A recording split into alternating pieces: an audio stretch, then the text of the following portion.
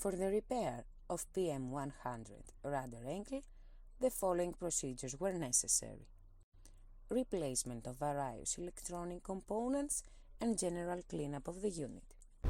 For testing, we added 3-wired 24-volt DC power supply and a potentiometer.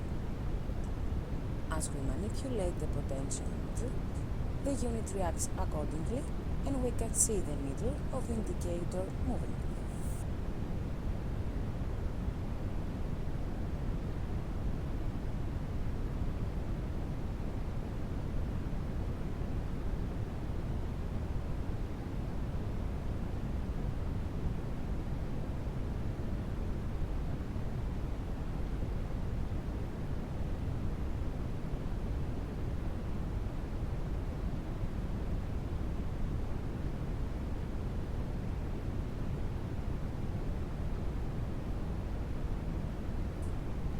No further testing is possible due to lack of additional units.